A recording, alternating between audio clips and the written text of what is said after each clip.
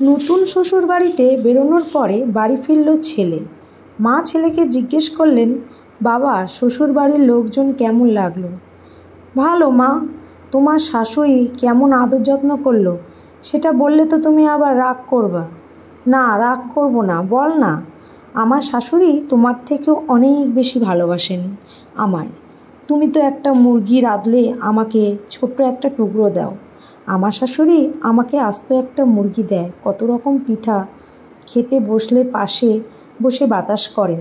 এক কথায় তোমার থেকে অনেক গুণ বেশি ভালোবাসে আমাকে। আসার সময় তো আসতেই দিতেই চাইনি, বললেন আর কটা দিন থেকে যাও। তবুও জোর করে চলে আসলাম। দূর দেখা যায় পথের দিকে তাকিয়েছিলেন। মা মনে কষ্ট পেলেও মুখে হাসি রেখে বললেন, বাবা, তোমার শাশুড়ির মতন অত ভালোবাসতে আমি শিখিনি। বাবা, আমার একটা কথা রাখবি? বলো মা, রাখবো। এখন তুই আবার তোর শ্বশুরবাড়ি চলে যা। ঠিক 6 মাস পরে বাড়ি ফিরবি। একদিন আগেও আসবি না ছেলে, এইটা তো খুব ভালো সুযোগ। আমার শাশুড়ি আমায় যত ভালোবাসে তাতে 6 মাস কেন, 6 বছর বেড়ানোর মজা শেষ হবে না। মা বললেন, ঠিক আছে বাবা, তাহলে তুমি যাও। ছেলে বউকে নিয়ে শ্বশুরবাড়ি ফিরে গেল। শাশুড়ি জামাইকে দেখে বললে, কি বাবাজি, বাড়িতে গেলে না?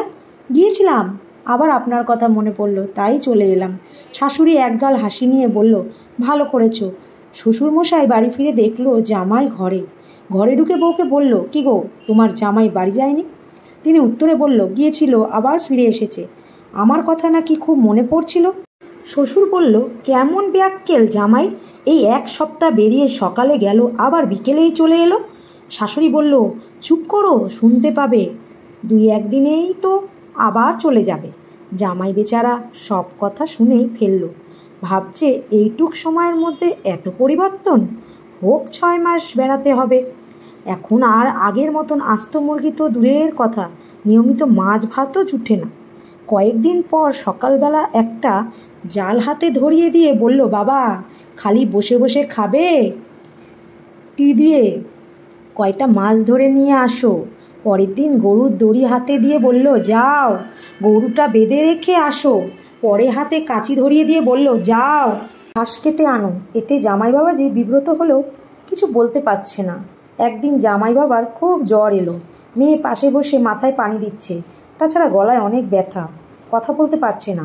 শাশুড়ি একবারও দেখতে যাওয়া তো দূরের কথা, মেয়েকে বলল, কি রে, তোর জামাই শুইয়া রয়েছে আর অকম্মের মাথায় পানি দাও। ওঠ, ঘরের কামকাজ কর, যা। বউ বলল, আর কত অপমান সহ্য করবে, চলো বাড়ি যাই, এখনও 4 মাস পরে যাব। এই কথা শুনে শাশুড়ি বলল, আমার বাড়ির থেকে বের হয়ে অন্য কোথাও গিয়ে খেটে খাও। আমারে মুক্তি দাও বাপু, এর থেকে ঘর জামাই রাখলে বিয়ের বাড়তি খরচাটা অন্তত বাঁচত। এভাবে প্রতিদিন যা তা ব্যবহার করছে, আর সহ্য করা যায় না। রেগে গিয়ে বউকে একটা চড় মারল। এতে যা হবার হলো।